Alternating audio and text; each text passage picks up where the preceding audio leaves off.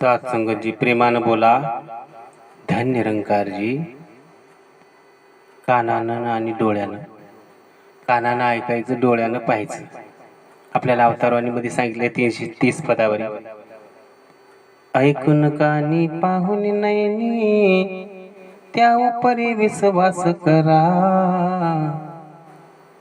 कथना ऐसे कर्म करुनी जीवन आपले स्थिर करा. बस. कशासाठी आपल्याला जीवनामध्ये स्थिर व्हायचंय? परमार्थ कशासाठी करायचा? तर जीवन स्थिर करण्यासाठी. सत्संग आज आपण कानानं ऐकतो, परंतु कानानं काय ऐकावं ह्याचं ज्ञान आपल्याला अगोदर पाहिजे. कारण कान हे एक चाडा आहे. एकनाथ महाराज सांगतात, कानी जे पेरिले डोळा ते उगवले, व्यापक भरिले विश्व एक, विश्व एक, व्यापक भरिले विश्व एक. या विश्वामध्ये एक असणारा हा व्यापक भरलेला आहे, परंतु ज्याला श्रवण झालेले आहे ते कानानं पेरले, कानामध्ये पेरलं तर ते एक दिवस डोळ्यातून उगवलं पाहिजे. अख्खं आयुष्य चाललं आपल्याला. आज 40 वर्ष झाले, 50 वर्ष झाले, कोणाचे 60 वर्ष झाले, अख्खं कानानं ऐकतच बसलेले आहे, परंतु डोळ्यानं काही पाहिलेलं नाही. पण कानानं काय ऐकावं हे सुद्धा आपल्याला माहित नव्हतं. काय ऐकत बसला तो निंदा ऐकत बसलेले आहे आणि निंदा करत बसलेले आहे. अखंड संत निंदी ऐसी दुर्जनाची बुद्धी, तो केवळ काय म्हणावे तयासी, तो केवळ पाप रासी. ती पापाची रास तयार करायला बरोबर. आणि तुकोबाराय सांगतात, निंदेचे श्रवण नको माझे कानी, त्याहुनी बधीर बरा देवा. देवा, निंदेचे श्रवण माझ्या कानावर येऊ देऊ नकोस, कारण त्याच्यापेक्षा मी बहिरा बरा. कारण निंदा ही आपल्याला अधोगतीला नेत असते, म्हणून निंदा कधी करायची नाही. तुम्ही ऐकायचं असेल तर संत सांगतात, तुम्ही ऐका रे कान माझ्या विठोबाचे गुण. विठोबाचे गुण ऐकायचे असतात, गुण. पण आपण गुण ऐकत नाहीत, अभंग ऐकत नाही, कथा ऐकत नाही, पद ऐकत नाहीत, भक्तिगीत ऐकत नाही, आणि दुसरंच ऐकत असतोय ना.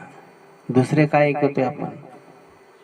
ज्याची स्तुती होत आहे ती स्तुती कोणी ऐकायला तयार नाही, आणि ज्याची निंदा होत आहे ते आपण ऐकतोय.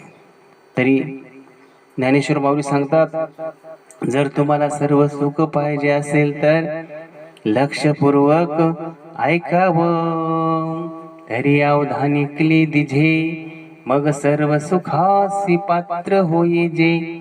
हे प्रतिज्ञा उत्तर माझे उघड ऐका. माऊली 9व्या अध्यायामधील पहिल्या सोयीमध्ये सांगतात.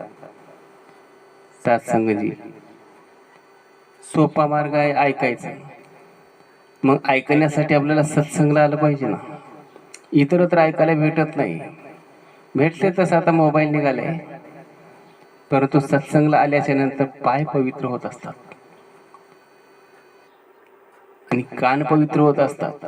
दर्शन संतांचं होत असते, एकमेकाचं दर्शन होत असते, एकमेकांची दृष्टी विसरत असते.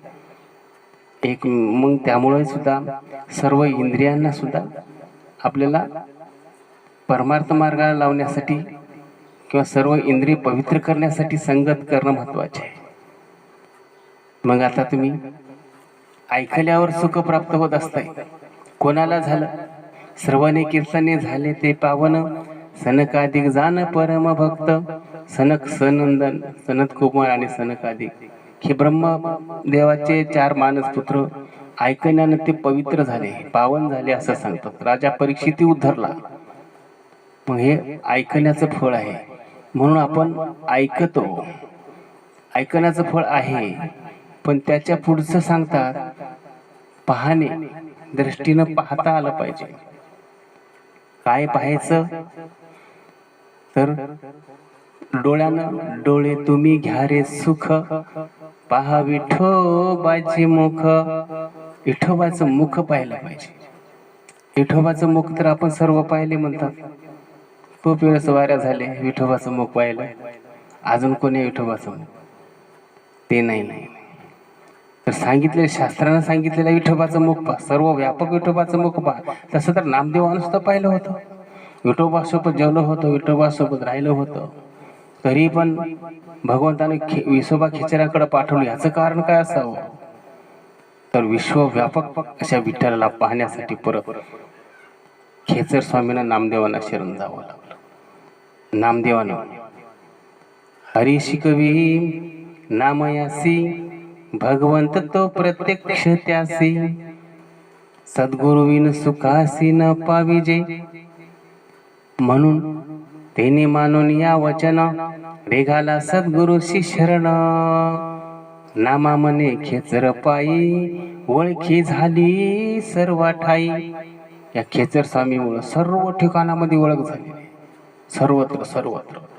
मग तेच नामदेव महाराज तेच ज्ञान कुठं नेले? तर पंजाबला नेले. पंजाबमध्ये नेऊन गुरु नानकजी देवांना दिले. आणि गुरु नानकजीकडून तेच आज सदीक्षाजी महाराजांपर्यंत आलेलं ज्ञान आहे. आणि तेच ज्ञान आज पूर्ण देशभर विश्वामध्ये फैलवलेलं असं हे ज्ञान आहे. आणि ते महाराष्ट्रातलं ज्ञान आहे. हे पंजाबचं ज्ञान नाही आहे. बरेच जण मला दासला म्हटले हे पंजाबचं ज्ञान आहे, महाराष्ट्रामध्ये काय संत नाहीत का? हे महाराष्ट्रातले संत नामदेव महाराज आहेत ना, का दुसरीकडचे आहेत? तसं काही नसते. कोण्याही देशात, कोण्याही विषयात, कोण्याही पंथात, कोण्याही संप्रदायामध्ये, कोणत्याही कुराण, बायबल, त्रिपिटका काही घ्या तुम्ही, त्याच्यामध्ये एकच देव सांगितलेला आहे. आणि तोच देव आपल्याला प्राप्त करत आहे. जे वशिष्ठानं रामाला सांगितले, सांदीपनं कृष्णाला सांगितलेले आहे. आणि तेच ज्ञान आहे. इथं ज्ञानामध्ये काही बदल नाही, फक्त डोळ्यानं पाहायचं ज्ञान आहे. आधी करावे तत्व विवरण, मग शोधावे ब्रह्म निर्गुण. भावे आपणासी आपण तेव्हा कळे. आपणाला आपण पाहायचंय. कोणाला पाहायचंय? आपणाला आपण पाहायचंय. आणि आपल्याला आपण तर पाहिलं की आपण दररोज आरशात पाहते. तसं पाहायचं नाही, तत्वदृष्टीनं पाहायचं आपल्याला. हे चर्मदृष्टीनं पाहिल्यात, पण तत्वदृष्टीनं पाहिल्याच्या नंतर कळते. ऐक ज्ञानाचे लक्षण, ज्ञान म्हणजे आत्मज्ञान. पाहावे आपणाशी आपण या नाव ज्ञान. हेच ज्ञान आहे. आणि कुठेही जा हेच ज्ञान आहे. ह्या ज्ञानामध्ये बदल काही नाही. म्हणून हे डोळे कशासाठी दिले? देवाला पाहण्यासाठी, विश्वव्यापक परमात्म्याला. तुका म्हणे जन्मा आल्याचे सार्थक, विठ्ठलची एक देखलिया. असा हा एक विठ्ठल बघितल्याच्या नंतर जन्मा आल्याचं सार्थक आहे. कारण जन्म कशासाठी? हा मनुष्य देह कशासाठी? या प्रभूचं दर्शन करण्यासाठी. प्रभूचं दर्शन करण्यासाठी. कोणता प्रभू? निराकार तो निर्गुण ईश्वर, कसा प्रगटेला असा विठेवर. उभे ठेविले हात कटीवर, पुतळा चैतन्याचा. कानडा राजा पंढरीचा, कानडा राजा पंढरीचा. पंढरीचा राजा आहे तो. कोणती पंढरी? काय आहे पंढरी? आत्मा हा विठ्ठल. काय आहे? पंढरी आहे. याच्यातला आत्मा असणारा विठ्ठल आहे. आणि तोच आहे सर्वव्यापक. हरिव्यापक सर्वगत, हात व मुख्यत्वे वेदांत. चिंतनाचे चित्त असो द्यावे सावध. सावधगिरीने चिंतनाचे चित्त एकरूप ऐकावं लागते. असा हा विठ्ठल आहे. विश्वामध्ये सामावलेला, ठसलेला आणि कोण्याही काळी लयास न जाणारा असा हा विठ्ठल आहे.